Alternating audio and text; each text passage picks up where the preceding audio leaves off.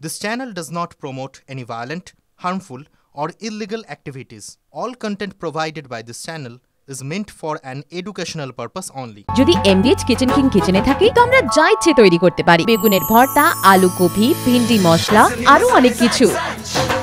MDH. আর এই মুহূর্তে যে খবরে নজর রাখতে হবে, 25% ডিএ মেটানোর সুপ্রিম নির্দেশ। সুপ্রিম কোর্ট যে সময়সীমা বেঁধে দিয়েছিল সেই সময়সীমা আজই শেষ হচ্ছে। সূত্রের খবর, ডিএ মেটানোর বিষয়ে এখনো পর্যন্ত নবান্ন বা অর্থ দফতরের কাছ থেকে কোনো বার্তা পাওয়া যায়নি। রাজ্য সরকার শীর্ষ আদালতের নির্দেশ মেনে ডিএ না দিলে আদালত অবমাননার নোটিশ পাঠাবে যৌথ সংগ্রামী মঞ্চ।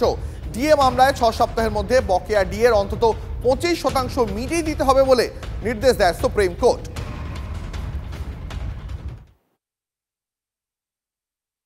আমরা ভালো করেই জানি যে 25 তারিখের মধ্যে কোনো ডিএ ঘোষণা দেওয়ার কথা কোনো সদর্থক পদক্ষেপ এই সরকার নেবে না, কারণ সেই ধরনের কাজ করতে গেলে যে ধরনের প্রশাসনিক ব্যবস্থা নিতে হতো তার কোনোটাই রাজ্য সরকার করেনি। বরং হয়তো তারা সুপ্রিম কোর্টে যেতে পারেন। 28 তারিখেই আমরা আদালত অবমাননার নোটিশ দিতে চলেছি রাজ্য সরকারকে, সেটা নোটিশ রেডি হয়েছে এবং তারই সাথে আগামী 28 তারিখেই আমরা প্রেস কনফারেন্স করে আমাদের আগামী কর্মসূচির ঘোষণা করব।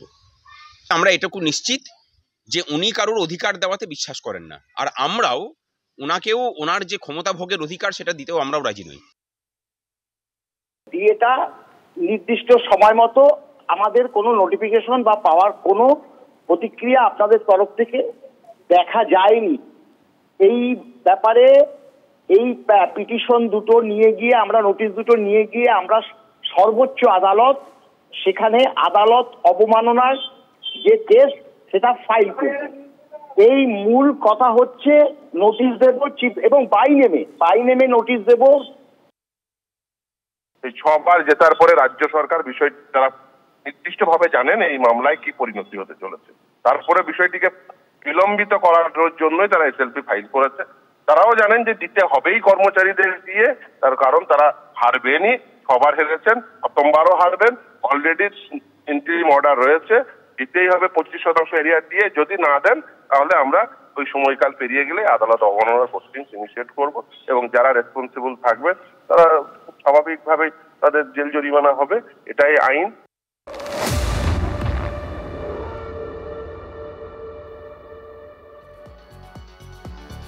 কলকাতা হাইকোর্টের নির্দেশকে মান্যতা দিয়ে অবশেষে প্রকাশিত হলো 6ষ্ঠ বেতন কমিশনের পূর্ণাঙ্গ রিপোর্ট।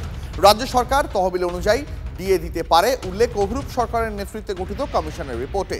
কেন্দ্রীয় সরকারের পে কমিশন মেনে মহার্ঘ ভাতা দেওয়ার প্রয়োজন নেই, অর্থাৎ সর্বভারতীয় ভোক্তা মূল্য অনুযায়ী ডিএ দেওয়ার দরকার নেই উল্লেখ কমিশনের পেশ করার রিপোর্টে। তিনি সুপারিশ করেছেন যে এআইসিপিআই মেনে ডিএটা না দিলেও হয়। আমাদের কথা হচ্ছে যে এআইসিপিআইটা গোটা ভারতবর্ষের স্বীকৃত মূল্যবৃদ্ধি সূচক। একজন পে কমিশনের চেয়ারম্যানের মতো সামান্য একজন মানুষ তিনি এআইসিপিআই কে অস্বীকার করে মূল্যবৃদ্ধি নির্ধারণের যে সূচক তাকে অস্বীকার করতে পারেন কিভাবে? কোন অধিকারে তিনি এই সুপারিশ করলেন এবং কোন মূল্য সূচকের ভিত্তিতে এই কাজ হবে সেটা কিন্তু খোলসা করে বলেননি। আমরা মনে করছি যে কর্মচারীদের অধিকারের প্রতি অনাকাঙ্ক্ষিত হস্তক্ষেপ করেছেন অভিরূপ সরকার মহাশয়। ইন্ডিয়া কনজিউমার প্রাইস ইন্ডেক্স অনুসারে রাজ্য সরকারকে দিয়ে দিতে হবে না। কে বলেছে? না, অভিরূপ সরকার। তিনি কি করে? তিনি স্ট্যাটিস্টিক্যালে চাকরি করে, এখন হয়তো রিটায়ার করেছে। তিনি কিন্তু এআইসিপিআই মেনে দিয়ে পেয়েছে, বেতন পেয়েছে। এখনো এআইসিপিআই মেনেই আপনার ডিআরএস রিলিফ পাচ্ছে। আর তিনি কমিশনের চেয়ারম্যান হয়ে বসে কারি 3 বছর 3 বছর ধরে আমাদের আমার আপনার যে ট্যাক্সের টাকা ধ্বংস করে তিনি রাজ্য সরকারকে বাঁচাতে তিনি বলেছে all India consumer price index অনুসারে দিয়ে দিতে লাগবে না। ওনাকে ধিক্কার। আরে কম দে কিন্তু খাঁটি দে। এমডিএইচ কাশ্মীরি লাল লঙ্কার গুঁড়ো।